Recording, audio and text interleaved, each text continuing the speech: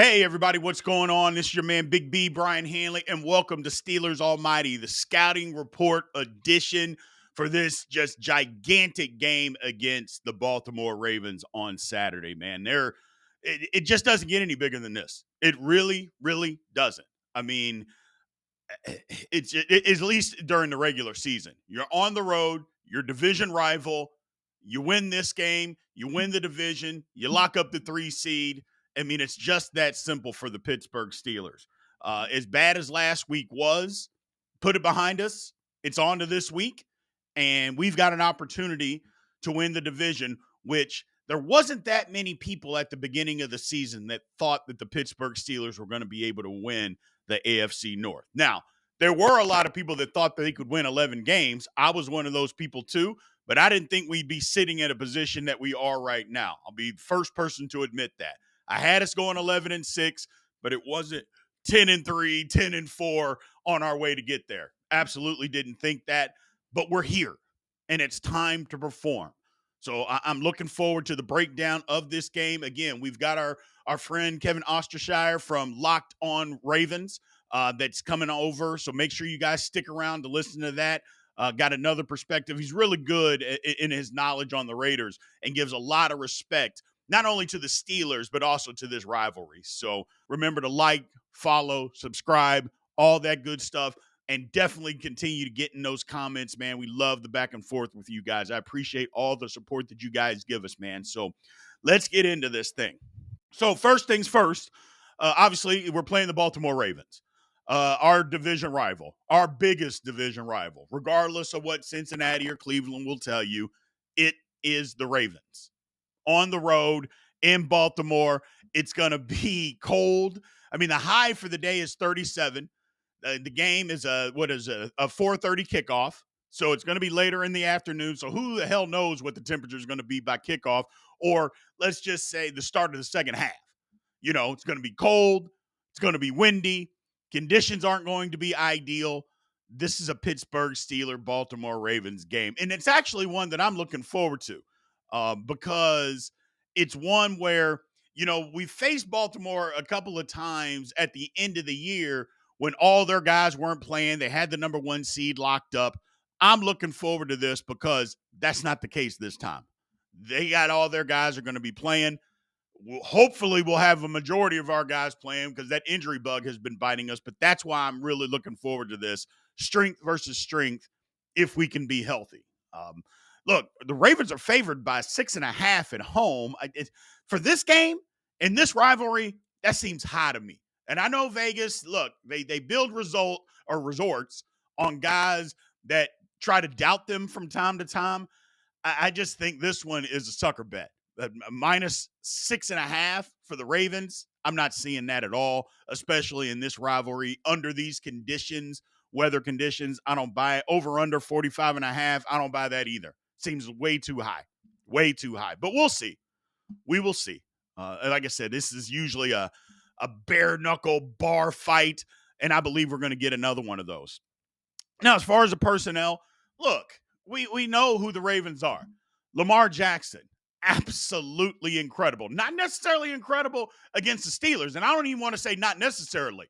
Not great against the Steelers. Got a 1-4 record. This is weird that this is technically the first time. Now, there was one other time that he started against the Steelers, and our man Kevin from Locked On Ravens will get into that. But this is the first time that he started at home against the Steelers with fans. The last time there were 4,000 fans because it was a COVID year, and then 2 other times he's been hurt, and then 2 times he didn't play because they had it locked up, the division locked up, and it was the last game of the year. So, but we know what he brings to the table, man. Over 3,500 yards, 34 touchdowns, 3 interceptions. For all the people out there, even Steeler fans, Lamar Jackson's a running back. Okay. At some point, you have to stop that stupid narrative. We just have to stop. We can dislike Lamar Jackson, hope that he plays bad. We can do all of that stuff. But for the ignorant comments, how many running backs are throwing for 3,500 yards, 34 touchdowns, and 3 interceptions ever? And yet he's doing that this year. And he's probably not even going to win the MVP. But we got to stop that. Oh, by the way, he also has another 743 rushing yards and 3 touchdowns. The guy is electric. The key force, obviously, that we have to stop first, in my opinion, is Derrick Henry. Almost 1,500 yards rushing and 13 touchdowns. You stop him, just like last game. Stop Henry first, keep Lamar in the pocket, and then we go from there and take our chances with their receivers. I think the Steelers can match up well. It's going to be tough. I act like it's just some easy task to stop Derrick Henry and keep Lamar Jackson in the pocket. It isn't. Not an easy task at all, but it is one that we can do, and we've proven that we can do. Zay Flowers. Now, Zay Flowers, 66 catches, almost 1,000 yards, 4 touchdowns, came out with some tough talk this week. Came out with some tough talk talking about there's nothing that the Steelers' pass defense does to stress me. They don't do anything that concerns me. Okay. I mean, if that's the talk that you want to bring to the table, that's fine. Here's the thing that I would say about Zay Flowers. Ask his tackles, does the Steelers pass defense do anything to stress them? So I know he's out there talking tough and talking about secondary. Go ask his tackles if the Steelers' pass defense stresses them out. With TJ Watt and Alex Highsmith and Cam Hayward, ask them, are they stressed? Does it put any stress on them? You saw what one of the best right tackles in football, Lane Johnson, had to say about trying to block TJ Watt last week. So I'll just throw that out there. But good for Zay Flowers. Great bulletin board material. Glad that the Steelers' pass defense doesn't stress you, my man. As far as defensive players, look, Roquan Smith, I don't know. In my opinion, he's the best middle linebacker in football. A lot of people said Fred Warner. I think it's Roquan Smith. I think he's that good. But I do think he can be had in pass coverage, though. If the Steelers try to use him or use tight ends, I think you can take advantage of Roquan Smith. I'm not saying he's a bad guy in coverage. I didn't say that. He's much better against the run, and he's crazy side to side. But I just think he can be had if the Steelers do it correctly. I think that's an advantage that we might be able to take advantage of. We'll see. But the guy's crazy. 120 over 120 tackles, 3 tackles for loss. Kyle Hamilton. Now there's your matchup right there. Kyle Hamilton is an incredible safety. He's playing down in the box more this year, causing havoc. He's got 94 tackles, 5 tackles for loss. One of the top safeties, if not the top safety in the National Football League. You might say, well, you talked about tight ends. He's going to take tight ends away. You're right. He might be the guy that take tight ends away. Steelers got to find another way. Got to find another way to get some one-on-ones, maybe with Roquan, with Kyle Hamilton out there, because that guy's a beast. He is just a beast. Ode Owe, and I think that's how you pronounce his name. And if it's not, or is it Adelaide Owe? Either way, I apologize if it's wrong. But the guy, him and Kyle Van Noy, are just dominating off the edge this year. They've combined for 17 sacks and 18 tackles for loss. They're doing their thing. People have talked about the Ravens' pass defense is 31st in the league. It is statistically. They've been very good over the last 4 games. Very good. And they're starting to get after the passer even more. And that's obviously going to help on the back end with some of the issues that they've made. But they made some changes. But those 2 guys bring a ton of pressure. Dan Moore Jr. and Broderick Jones are going to have to be locked in. They're going to have to get a little bit of help, but they're going to have to be locked in this football game. Again, as they're free agents, the big free agent that Baltimore signed was Derrick Henry. I mean, it starts and stops with him. They brought in some other guys, but they weren't really big impact guys. This guy is the impact guy, kind of like last week with Saquon going to Philadelphia. Now, as far as their draft picks, and I know we talked about this previously on the scouting report, but I think it's fair and it's nice to go over this stuff again. Nate Wiggins starting at cornerback, struggled a little bit early, but playing better now. He's playing better now. Roger Rosengarten, their starting right tackle, another draft pick, another rookie, playing some good football as of right now. Playing good football. So we talk about the injuries. Look, I mean, I'll just go with the Ravens first. Nelson Aguilar, concussion. Everybody else, Not so much. They've got a couple of guys banged up, but nobody really, as of note, definitely no frontline guys are out with injuries. The Ravens are healthy. The Steelers, on the other hand, not so much. TJ Watt has an ankle. George Pickens, hamstring. Dante Jackson, hip pointer or in his back, or a pinched nerve, I should say, not hip pointer, but a pinched nerve in his back. Deshaun Elliott, hamstring. And Deshaun Elliott's going to be out. That's the one that I believe he's going to be out. You know, with the way that he's working and the stuff that he's doing, it's going to be another week. And I know that doesn't really mean anything because the Steelers play on Wednesday, so they don't even get another week. I'm not sure that Deshaun Elliott plays that game either, but I think he's going to be out against the Ravens. Larry Ogunjobi, I think he will be back. He was a full participant in practice, so I think he'll be back. Justin Fields, I think, is going to be out with his abdominal injury. He hasn't done anything. So that run that he had in the game the other day on that slide, he got hurt, and people were calling for him to go back in the game. Yeah, he couldn't go back in. He's hurt. I think Fields is going to be out this week, which I hate because the things that he did in that Ravens game the last time, I think we need some of it. I absolutely believe we need some of it. But unfortunately, I don't think we're going to have Justin Fields this week. I think TJ is going to end up playing. I think there would have to be something significantly structurally wrong for him to not be out there, and that does not seem to be the case. The big one, again, Pickens, I think he plays. I think it's all hands on deck this week. I think Mike Tomlin looks at this as the game of the season up to this point. We got to win it. If we do, you guys will basically have 3 weeks off until we play again, because if the Steelers clinch the division, I don't think TJ Watt, I don't think Pickens, I don't think Deshaun Elliott, maybe even Dante Jackson, Cam Hayward, I don't think any of those guys play any more football games until the playoffs. I really don't. And Cam Hayward's not hurt. He's just older. I don't think any of those guys play anymore because literally we're not going to move up to the 2 seed. These guys have been hurt. Hold them out to the playoffs. And those are positions that you're not worried about rust. Quarterback, you don't want him sitting out 3 weeks and then coming back because, yeah, rust can sit in. You're rushing the passer, running routes. I mean, you're not worried about rust as far as that is concerned. Now, you might be worried about timing with the quarterback, but you can get that timing and that kind of work in practice, but just not in any game. So I think, like I said, I think Pickens plays. I really believe he gets out there and plays because it's Mike Tomlin's going to, he said it, all hands on deck. All available bodies will be out there. And I think he is an available body, and I think Pickens will play.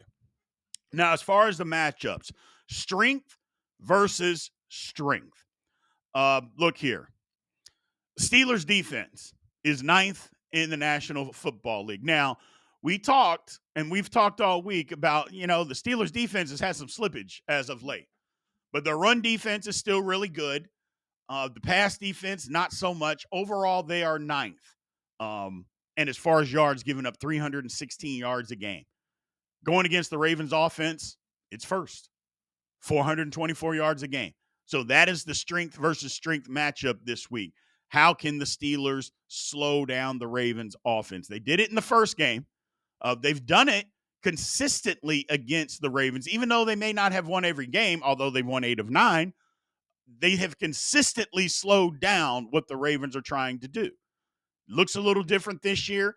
Ravens didn't give the ball to Derrick Henry all that much in the first game. I think he only had 13 carries, which I thought was weird, just because he had the early fumble and then they went away from him. I'm like, well, okay, we hope you go away from him again. But even if you don't, I think the Steelers are going to be set on stopping the run this week again. So we'll see what happens. But that's the strength versus strength matchup. As far as a Steelers strength versus a Baltimore weakness, the kicking game. I know that's crazy to say, but if you're honest, there's the strength versus a weakness. Chris Boswell is the best kicker in the National Football League this year. No ifs, ands, or buts about it. He's missed 3 kicks. First of all, he's got 38 field goals. He's missed 3. 1 was blocked. 1 was in a driving or a breeze, horrible conditions, and a 58-yarder in Cleveland. And then another one was a 62-yarder. Other than that, he's made everything. Every extra point. The man is the best kicker in football. Justin Tucker, on the other hand, Justin Tucker has struggled. He's 19 for 27 this year in field goals. Now, does that mean that Justin Tucker is not the greatest field goal kicker of all time? Of course he is, people. One season isn't going to ruin that. So before any Ravens fans come for me, that's not what I'm saying. But this year, he's not. And it's not even up for debate. He's not even in the top 10 of kickers this year. And as a Ravens fan, you probably know that whether you want to admit that or not. But he's 4 of 9 from 50-plus yards, which used to be automatic. And he's 5 and 8 from 40 to 49 yards. That's what Justin Tucker's doing this year. So as far as the Steelers' strength versus a weakness, if it comes down, and we saw the last game that they played. I mean, Justin Tucker was missing field goals left and right. So that's a thing. That's a thing. So that's a Steelers' strength versus a Ravens' weakness. The kicking game. Boswell got a huge advantage. Steelers got a huge advantage there. Now, as far as the Steelers' weakness versus a strength, look, the Steelers' pass defense, man, it's slipped all the way to 22 in the National Football League. That's not good. We just saw it get carved up by the Philadelphia Eagles for the tune of 290 yards. Jalen Hurts had struggled in the 3 games previous to that. He was averaging 112 yards a game throwing the football over the previous 3 games. Go against the Steelers. Steelers try to load up against the run to stop it. He carves them up for 290 yards. We could never cover, Devontae Smith or A.J. Brown. Couldn't cover them all game long. It was sickening. It was sickening. Couldn't get off the field. Couldn't tackle. That was a problem for the Pittsburgh Steelers. The Ravens pass offense happens to be third. Again, for Lamar Jackson's a running back. He's 245 yards a game. We just saw what he did last week. 5 touchdown passes. And I know what you're going to say. Well, it's the Giants. Hey, Giants got the 7th best pass defense in the National Football League. Now, you may say, well, teams just run it on them because they don't have to throw it, which you would be right. But the Ravens didn't take that approach. The Ravens said, we're going to throw it over your head, through you, around you, whatever. So just the passing attack for the Baltimore Ravens is potent. It's even better than it was last year, in my opinion. And it was pretty good last year until it wasn't against the Chiefs. So that's going to be something the Steelers are going to have to deal with. Now, again, they've dealt with it before with Lamar Jackson. But this may be a different animal this time. We'll see. I still like the Pittsburgh Steelers' chances when it comes to that. So now what we're doing next, again, we've got our man Kevin Oestreicher, coming on the show from Locked On Ravens. I like Kevin. He's a good guy, reasonable guy, very knowledgeable about the Ravens, but also very knowledgeable, like I mentioned before, about this series. So we're going to bring him on now. We're going to break down this game between the Baltimore Ravens and the Pittsburgh Steelers and just get a different perspective like we try to do each week.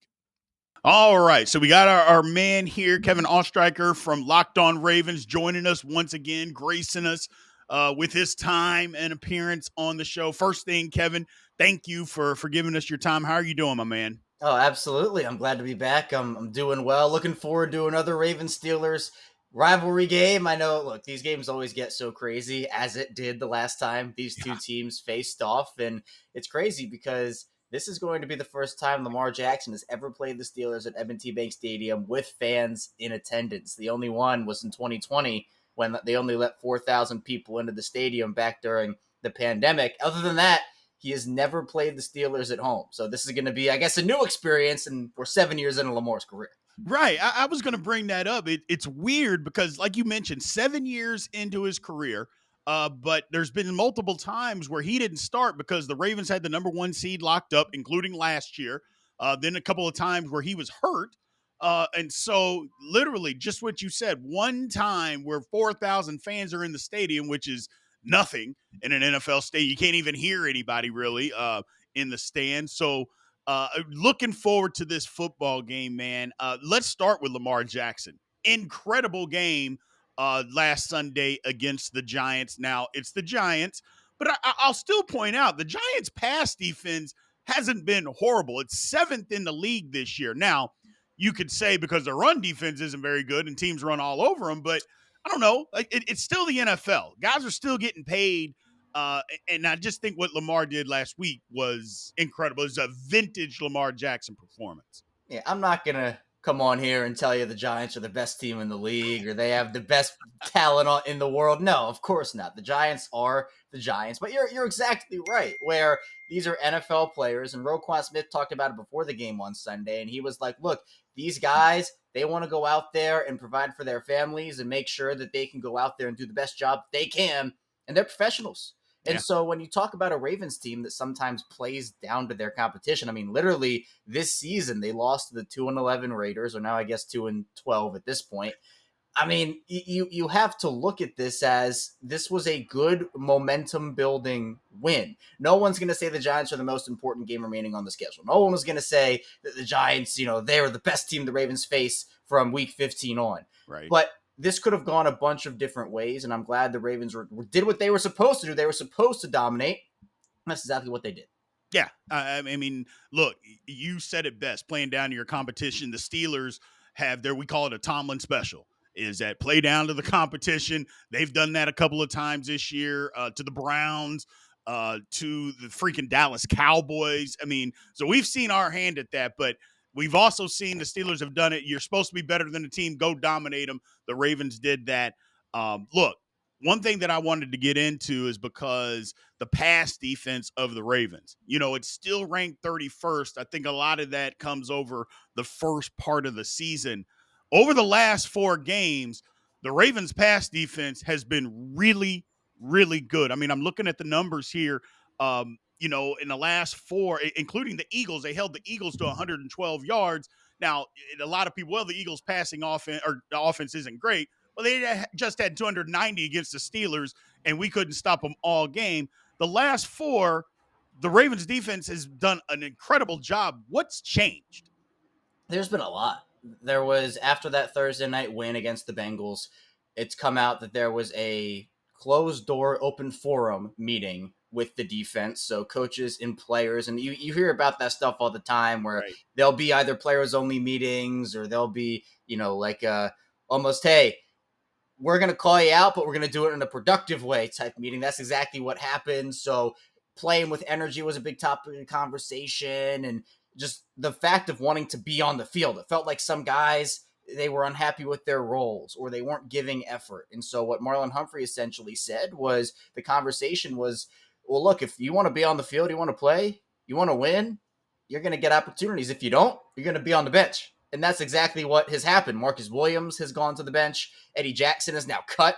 So those are players that really weren't providing much for the Ravens, and the Ravens have put in guys like Ardarius Washington, who's played really well. They added Trey White at the deadline, who I wasn't expecting much out of based off his injuries and kind of where he was in his career. He's actually done a pretty decent job. Right. And the Ravens, the biggest thing has been moving Kyle Hamilton back to the natural position of safety. Hamilton's a chess piece. He can play up at the line. He can play in the middle part of the field. You can play him deep. But what Baltimore's doing with him is not necessarily moving him all up around the line as much anymore. They're using him in the deep part of the field. And that, I think, has taken a lot of pressure off of all 3 levels of Baltimore's defense. So you're right. Over the past month of the season, they have really turned it on, starting with that game against the Steelers.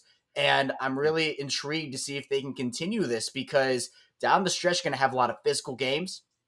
Steelers pass offense, with Russell Wilson, and depending on if George Pickens plays in this one or not, it's not going to be the strongest you face. So it's about continuing the momentum and making sure that you can continue to do what you're doing. Yeah, and that's the thing with the Steelers offense. It looked awful last week, and the passing offense didn't look good. No George Pickens really hampers what they can do offensively. But there were opportunities, but Russell Wilson just didn't have one of his better games. So we'll see what happens there.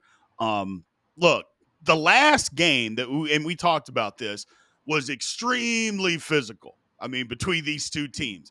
The difference, it basically came down to turnovers. The Ravens had 3. The Steelers had 1. Now, one of the things when we talk about extremely physical football games, Kevin, and you think about the Ravens, is a smash mouth, grind it out type of football game. They only ran the ball 19 times against the Steelers last game. Is that going to change, or are we going to see the same type of offense against the Steelers this week? Because, and I know the Steelers, look, they're good against the run. Their pass defense hasn't been great. Are we going to see the same kind of thing, or are they going to say, you know what, we got to get Derrick Henry going in this football game?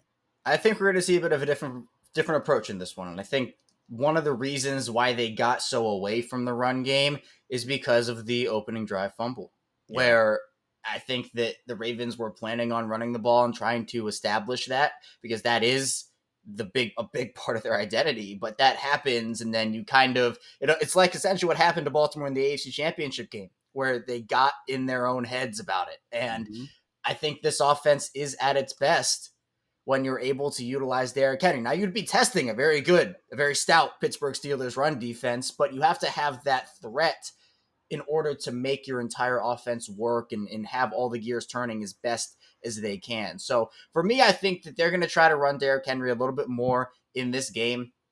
Zay Flowers talked about the Steelers' pass defense on Tuesday, said that, there's nothing really that they do that stresses him out in any way, shape, or form. So he'll have to back that up on the field on Saturday, obviously. But I do think that with some of the injuries to Pittsburgh's defense, obviously the big question is TJ Watt, but Right. Dante Jackson, is he going to play? Deshaun Elliott, is he going to be back for this one? There are a lot of moving pieces and moving parts with this Steelers defense. And Pittsburgh will still be okay if they lose this game. I mean, they'll still have a shot to win the division. If Baltimore loses this game, they're done. They're out of the AFC North conversation. They're a wild card team. So I think that Baltimore understands the magnitude, as does Pittsburgh, obviously. But it's going to be a super hard-fought physical game, as you mentioned, because on top of the already, just you have to give physicality points already naturally to a Ravens-Steelers game. Sure. Now you have actual playoff division implications. It's about to get super, super physical out there on Saturday. Well, and I'm going to keep it right there with you, is that, we're talking about, look, this to me and a lot of Steeler fans, they weren't that upset about the Eagles game last week. Now, look, there's no doubt that the Steelers got physically whipped, but I pointed this out, and a lot of fans, and some of them don't want to hear it, but a lot of them agree. It's like, with 6.5 minutes to go in that game, as bad as the Steelers were playing, they had the ball on the Eagles' 26-yard line with momentum, driving to go score to tie the game, and then fumbled. So there was a lot that happened there, and then that was the end of the game. Couldn't get off the field, but needless to say, they were in it. This football game is so big to a lot of Steelers fans. That's why they didn't really care about the Eagles game. They were like, yeah, we wanted to win, but this is it. Because if we win, not only, Kevin, would the Steelers clinch the division, but then they can rest, because look, they're not going to get the 2 seed. That's just not going to happen. The Chiefs aren't going to lose 3 games in a row. The Buffalo's not going to lose. What Buffalo has left is just division games. They're not losing 2 or 3 of those. That's just not going to happen. So they'd be into the 3 seed. They can rest guys, because Steelers still got guys that are injured. I think a lot of those guys are going to try to play this week because they know how big that this game is. How big is this game playing to the fans of Baltimore, also inside the complex? How big a game is this to the Ravens? I think it's massive. I mean, you don't want your biggest rival to celebrate an AFC North championship on your home field. No. Like that would be disgraceful, honestly, if that were to happen. You can't allow that team to come in there and do that to you. So Roquan Smith called it a check your manhood game, which essentially that's what it comes down to. It's like, are you going to out physical your opponent? Which side is going to bring the energy? And for the Ravens, who's going to change the narrative? Because the narrative has obviously been Pittsburgh has dominated this rivalry. That's what it's been. The Ravens have lost 8 of their last 9 to Pittsburgh. Pittsburgh winners of 8 of those games. And you're thinking to yourself, wasn't a rivalry supposed to have 2 sides to it? But in reality, it's Pittsburgh. I mean, even, covering the Ravens and, seeing what they do on a daily basis, we can all acknowledge that Pittsburgh has owned this rivalry over the last handful of seasons. And part of that, Lamar Jackson not playing in some of those games, especially the Week 18 ones, and, whatever it may come down to. Regardless, the Ravens want to flip this narrative. All the players have talked about it. Lamar, Kyle Hamilton, Marlon Humphrey. They've apparently had fiery team meetings this week discussing the importance of this game. And I know that's happening on the other side too with Sure. Pittsburgh. It's two different implications, but the implications for both sides is the same goal. Both these teams want to win the North. Both these teams want at least one home playoff game.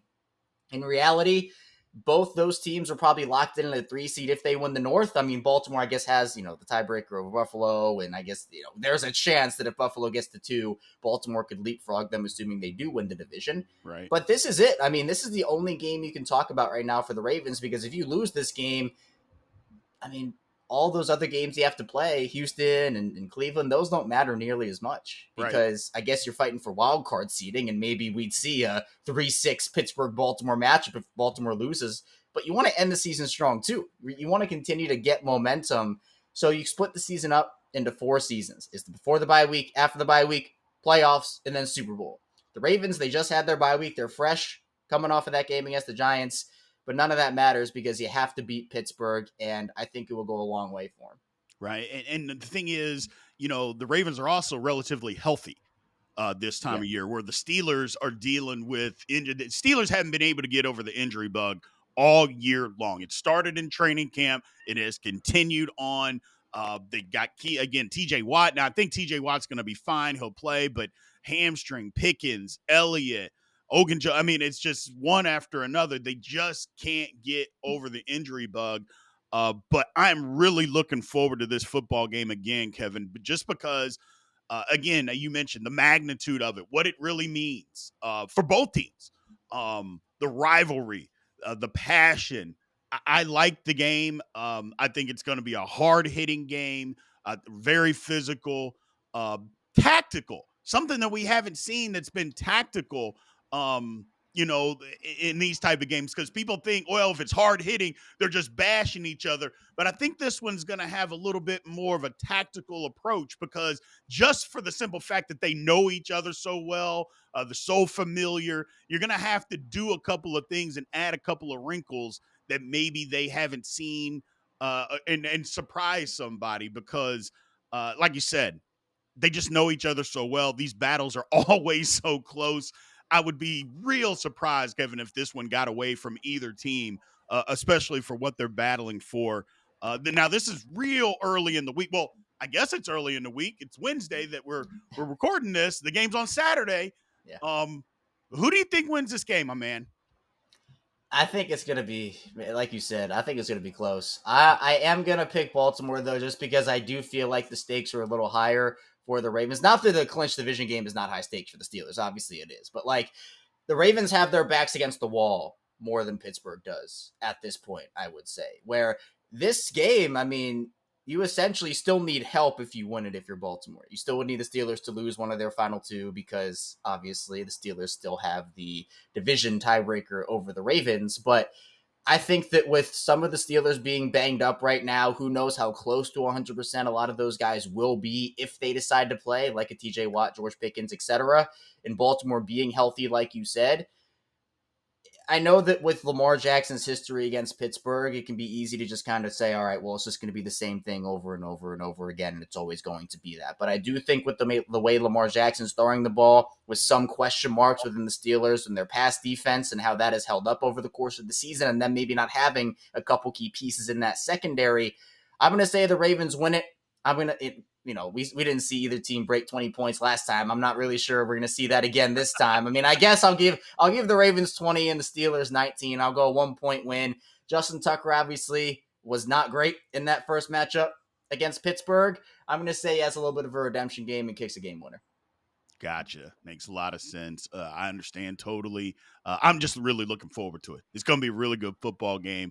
And it's good to see that they're actually playing with both teams with something on the line, which the last couple of years, and we used to get that, Kevin. Yeah. Even when the game was the last game of the year, both teams had something on the line. But the last couple of times, they haven't had as much on the line, and the Steelers were able to win those games. Now it's good to see, okay, both teams full, not necessarily full strength, but have a everything on the line. This is it. Yeah. This is what you need right here. So I love that this is coming at this time of the year versus maybe the last game when things are a little bit more wrapped up. So appreciate you, Kevin. Again, tell everybody where they can find you and check out your stuff. Yeah, absolutely. I appreciate you having me back on. You can find me over on the Locked On Ravens podcast. So we're a 5-day week plus more daily Ravens podcast. And of course, we do go live after every single Ravens game. So if you want the Ravens perspective, instant reaction, all the emotions of everything that happened in that game, whether the Ravens win or lose, we'll do it after a tie too, but I don't really like ties. So hopefully that doesn't happen. You can also find me over on Ravens Wire. I do my written content over there for USA Today. I do some work for Bleacher Report. And also you can find me on social media at Oestreicher34. All right. We appreciate you, Kevin. Again, thank you. Any Ravens fans, if your algorithm got you over here and you're finding this, make sure you go and subscribe everything over on Locked On Ravens. And we appreciate you, Kevin. Thank you very much. Absolutely. Always appreciate you having me. Absolutely. Okay. Now let's get to the outcome here. First off, the Steelers are going to Baltimore. It is going to be very, very difficult to get a ton of Pittsburgh Steelers fans into Baltimore. Now, there's going to be some because we're Steeler fans. We show up everywhere. But I mentioned this a couple of times, like Philly last week. It's not going to be a case where it was Atlanta or Vegas, or even Cincinnati when we're getting a minimum 35% of the fans in there are going to be Steeler fans. That's not going to be the case this week. So we'll be there. Don't get me wrong, but it's going to be a very, very tough environment. As far as head coaching, I still lean towards Mike Tomlin. I know him and John Harbaugh basically have the same resume, and they do.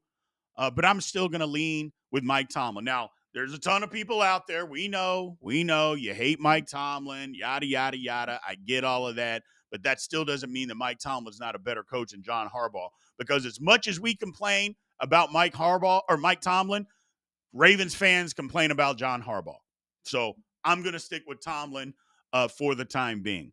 Now, as far as the history, look, this is a smackdown, drag them out series. Right now, the Steelers got the upper hand. I mentioned this previously. They've won 8 of the last 9 meetings. It's crazy when you think about it. The Ravens have won several divisions in that time.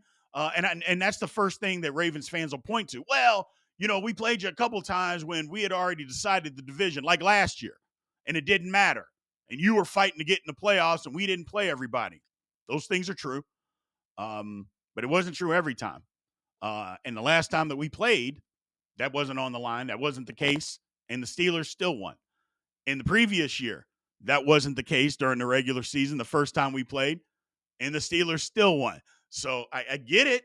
I get what you're saying, but that hasn't been the case every single time. And regardless, 8 of the last 9 times that they've played, Pittsburgh has won. That has to mean something. So the Steelers have kind of run the series the last few years, period, end of story. Now, as far as a roster goes, I still think the Ravens have a better roster. It's closer than what people may think, but I do believe that they have the better roster. I do. And as far as matchups, yeah, I think it's pretty even because as much and it's going to depend on the health. Let me start there. I think it's fairly even when it comes to the matchups if the Steelers are healthy enough to play their guys. If not, if George Pickens doesn't play, that's a huge disadvantage. If TJ Watt somehow doesn't play, I mean, that's a huge disadvantage. But if those two guys play, and somehow I don't think Deshaun Elliott, I don't think there's a chance in hell that he's playing, to be honest with you. It's different. It's different. So I think the matchups are even if the Steelers have a healthy roster, but without that, and it's not that healthy, I would give the advantage to the Ravens. Now, as far as the outcome, everything right now is pointing that the Ravens, look, you heard Kevin, he talked about it, that the Ravens' back is more against the wall than the Steelers because the Ravens have to not only win this game, but hope Pittsburgh loses another game and them to keep winning for them to win the division. The Steelers just have one win. Well, my thought on that is I'm putting everything I got into this football game to win it if I'm the Pittsburgh Steelers. again, we talked about if they win and they clinch, they can rest guys, which is really what the Steelers need right now for a few of them, is to be able to, you know what, we're going to the playoffs. Here's our seed. Let's rest up and get there. That's why I think this one is so important. But I get the Ravens' point of view. Their backs are against the wall. They're tired of losing to the Steelers as well. I mean, 8 to 9 times. Who the hell wants to do that? So, as far as this game is concerned, I still like the Steelers, man. I still like the Steelers. I think it's going to be close. You heard what Kevin said. He thought it was going to be 20-19, and he basically said he's just picking that as a one-score game. I'm going to go even lower. I'm going to say it's the same as last time. Give me 17-16 Pittsburgh. Give me 17-16 Pittsburgh in just a tight battle, physical, you know, just a great football game, football weather, in a classic AFC North matchup to decide the division. Give me the Steelers on this one. So, well, look, man, I appreciate everybody coming out and being out on the show. Really appreciate Kevin. I appreciate all you guys that give us your time and your support. We do appreciate it here at Steelers Almighty, man. We're still growing like crazy. It's not because of us. It's because of you guys. We appreciate all the support that you have given us, and we'll continue to put these out as long as you guys keep supporting, man. So we want to thank you guys again. Looking forward to it. Remember, man, 45 minutes before the game on Saturday, make sure you show up to Steelers Almighty. We will be out and live talking about the game, ready to get it going. And then 15 minutes after, we will be live again. Make sure you guys show up, show out like you always do. Until then, I will talk to you soon. Aloha.